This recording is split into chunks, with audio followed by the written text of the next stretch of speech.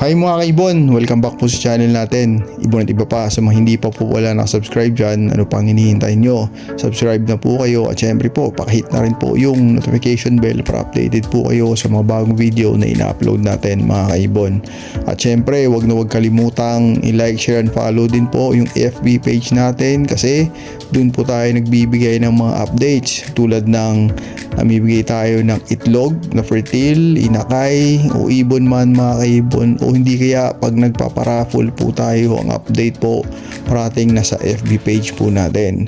At syempre po nagpapasalamat din po tayo sa mga supporter natin sa Shopee sa walang sawang suporta nyo. Maraming salamat po. At sa mga hindi pa po pala nakasubok, try nyo yung produkto natin, garantisado po, marami nang nakasubok at sobrang effective po. Sana subukan nyo rin po mga kaibon. Okay? Ngayong week na to mga kaibon, naghingi tayo ng pasensya sa inyo in advance kasi last week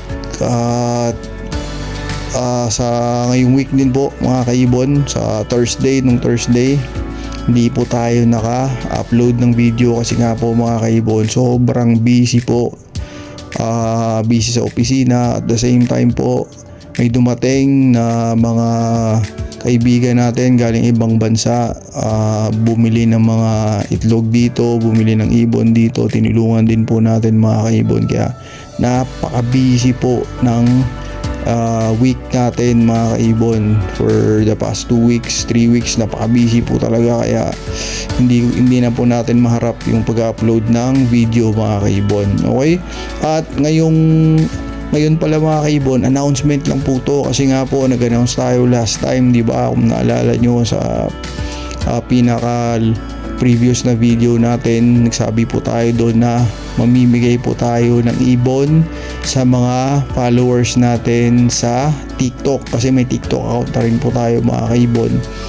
Doon mabilis yung upload doon, segundo lang makaka-upload ka na kagad, kaya pumunta na rin po tayo sa TikTok mga kaibon. At yung sinasabi po nating pamimigay natin na ibon, i-announce din po natin o try natin i-post sa FB page natin yung mechanics kung paano sumali at syempre kung paano manalo ng ibon pag nag-follow po kayo sa bagong TikTok account natin mga kaibon.